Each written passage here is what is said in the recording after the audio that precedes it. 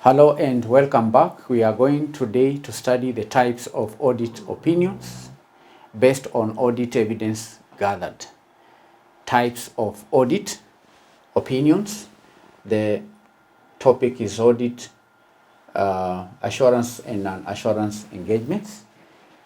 Now, candidates in Kenya, there are different types of audit opinions that can be issued based on audit evidence gathered during the audit. All right? There are various types, different types of audit opinions. And remember that the purpose for carrying out an audit is for the auditor to give an opinion on the financial statements. So there are various types of opinions that can be generated based on audit evidence gathered. The first one is unqualified opinion. Unqualified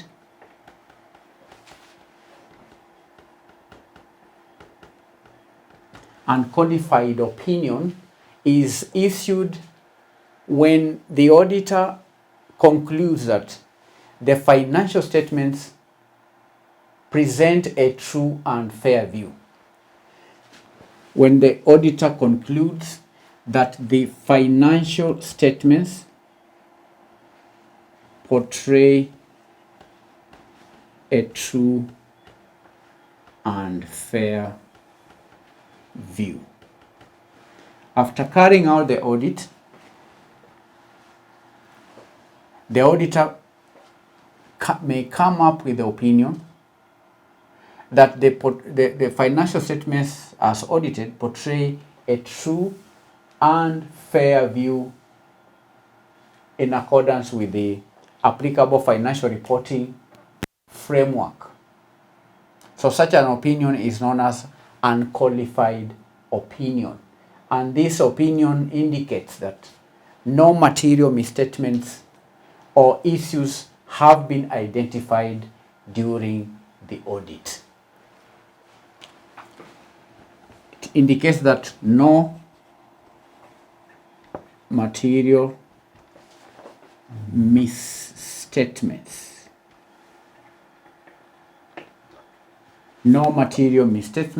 have been identified. This is a clean opinion. It portrays a true and fair view, issued when the auditor concludes that the financial statements portray a true or fair view in accordance with the reporting framework. Qualified opinion. Number two, unqualified, then qualified opinion. Qualified opinion. Now, a qualified opinion is issued when the auditor concludes that the financial statements present a true and fair view except for specific matters. Except they portray a true or fair view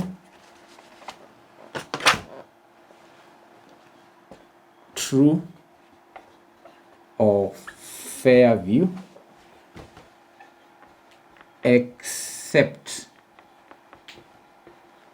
for specific matters.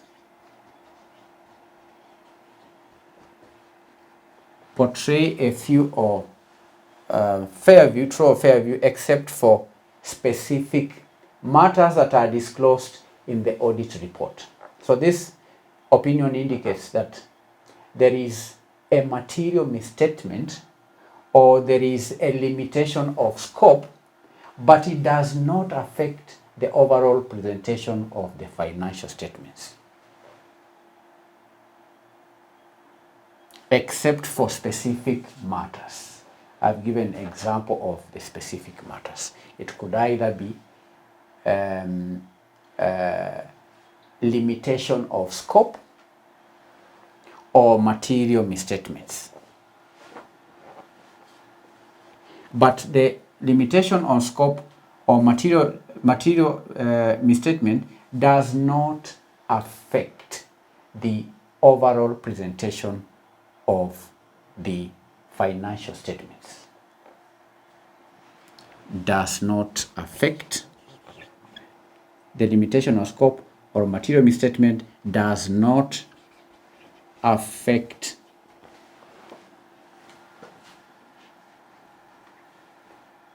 the presentation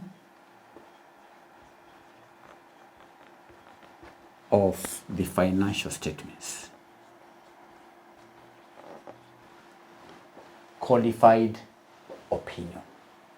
The third opinion is known as the adverse opinion. Adverse opinion. When is it issued? An adverse opinion is issued when the auditor concludes that the financial statements do not present a true or fair view. Do not present a true or fair view. When the financial statements do not present a true or fair view in accordance with the applicable reporting framework. Now, this opinion indicates that there are material misstatements that significantly impact the overall presentation of the financial statements. There are material misstatements that impact the overall presentation of the financial statements. So, adverse opinion is a negative opinion. In the adverse opinion, there are material misstatements that impact the overall presentation of the financial statements. But the qualified opinion, the material misstatements do not affect the presentation of the financial statements.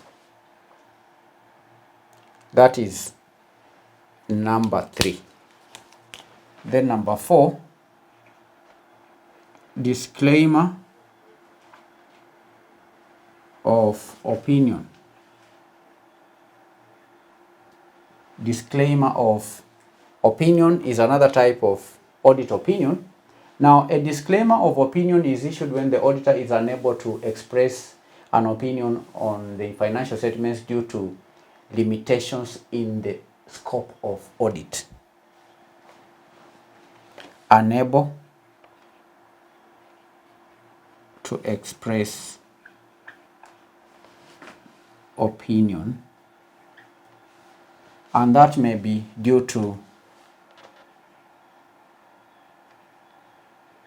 limitation of scope, where the auditor is limited by scope of audit. For example, he has not been given sufficient documents, all right, and availability of sufficient audit evidence, or due to unavailability of sufficient evidence. For an auditor to express an opinion, the auditor has to gather sufficient audit evidence. If such audit evidence is not available, then the auditor cannot express an opinion,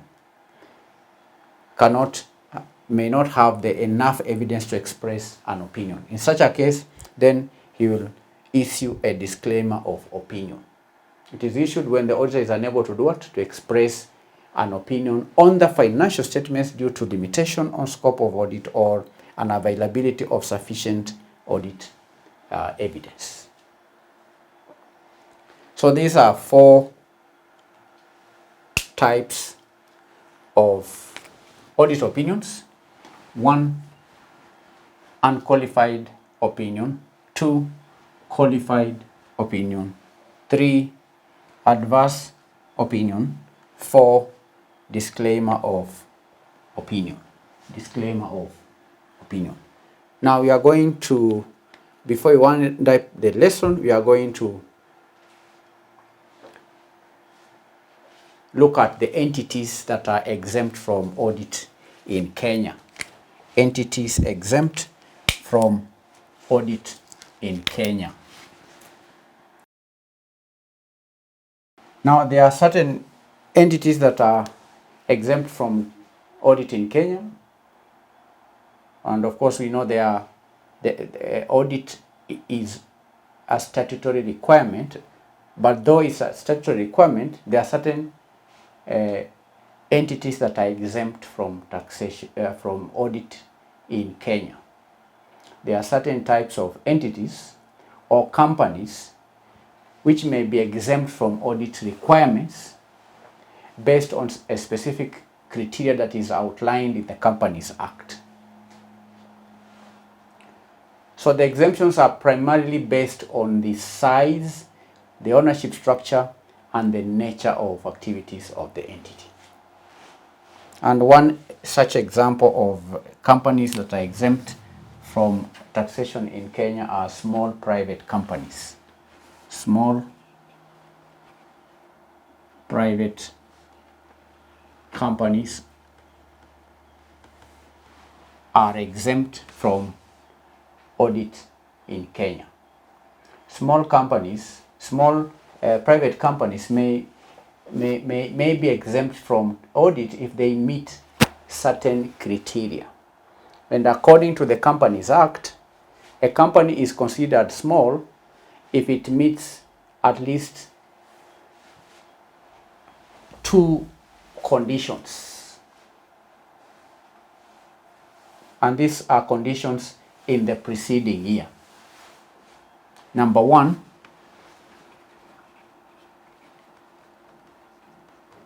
the first condition to be exempt from audit in Kenya is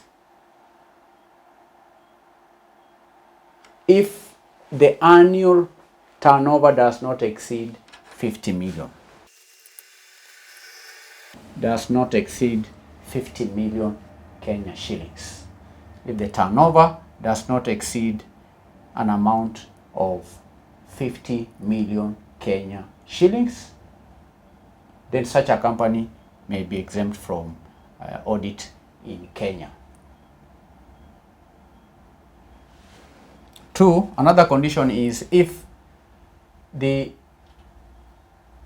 total assets do not exceed 20 million. Total assets do not exceed 20 million Kenya shillings. If the assets of such a company do not exceed an amount equivalent to 20 million Kenya shillings. C, if the average number of employees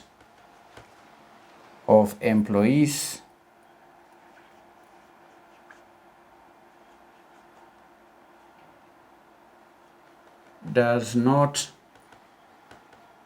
exceed, if the average number of employees does not exceed 50, then such a company is considered to be a small company, and due to that, it is exempt from audit in Kenya. So in Kenya, certain types of entities or companies can be exempt from audit. Do you understand? And an example is a small private companies. Small private companies. Small private companies may be exempt from audit if they meet certain criteria, and this criteria is laid out in the Companies Act. A company is considered to be small if it meets two of these conditions. If it meets two of these conditions, then that company is exempt from audit in Kenya. So that will mark the end of our today's lesson. We have discussed 4 types of audit opinions. Then we have also highlighted the entities that are exempt from, the conditions of entities that are exempt from, conditions that make certain companies to be exempt from audit in Kenya. Thank you for your time. We'll meet you in our next session. We'll continue to share knowledge in auditing. Bye-bye.